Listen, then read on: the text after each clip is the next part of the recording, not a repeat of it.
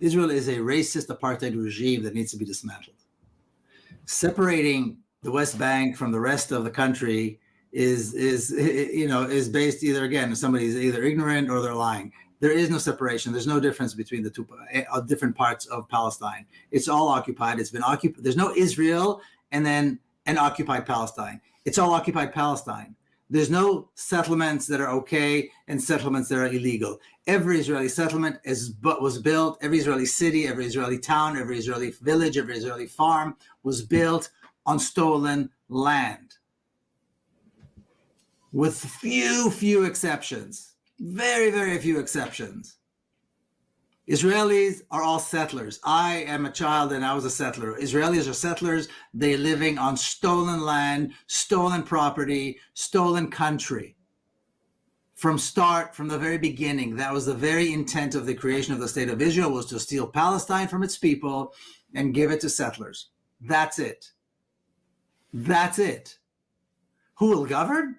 I don't know who governs any democracy. The people that whoever people vote for. You have a democratic state, and people go to elections and they vote for the people that they want to be governed by, or at least the worst of all, whatever. That's what you do. That's who governs them. You know how many nations there are that used to kill each other and then they became a nation? I had this conversation with a Spanish reporter a few weeks ago. Spain was ripped apart. I still remember in my lifetime, Spain had a fascist regime, as did Portugal. Greece was governed by a military junta. These countries were torn apart. There were civil wars. They made it up. They created a democratic state. They created a democracy. And Spain is divided. Catalan, we know. Catalan was almost wanted to secede from Spain. It's not like, everybody there sees thing eye to eye. But you create a democratic structure.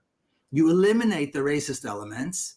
You dismantle the apartheid state. You allow the right of return.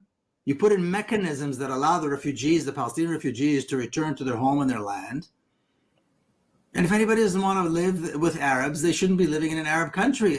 Palestine is an Arab country. It was an Arab country going back, a very long time. If any Europeans don't want to live with Arabs, they can go back to Europe. I don't know, go somewhere else. But Palestine is an Arab country. It was an Arab country. And the fact that the last 75, 80 years, they've been controlled by a racist apartheid state mostly governed by Europeans, doesn't mean that that's the end of the story. It's still Palestine.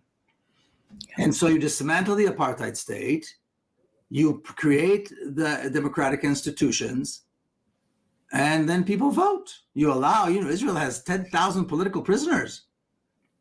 They're all political prisoners, by the way. The vast majority of Palestinian prisoners languishing in horrific conditions, in torture conditions in Israeli jails, including friends of mine who have been recently arrested again. They're political prisoners. They can form political parties. They'll run for office. There'll be a legislature. People will vote. And whoever wins will govern. You create a constitution. Israel never had a constitution, of course. The idea that it could be in Israel is absurd. It's like maintaining apartheid and creating a democracy. You can't have it both ways. And then you have a free democratic Palestine with equal rights, where everybody who lives in historic Palestine between the River Jordan and the Mediterranean Sea have the same equal democratic rights, and you put in mechanisms that will allow the refugees who have been forced out and denied the right to return and be paid reparations and be compensated.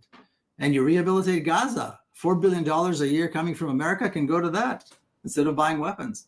So there are ways to do this. We've seen this before. We're not reinventing the wheel.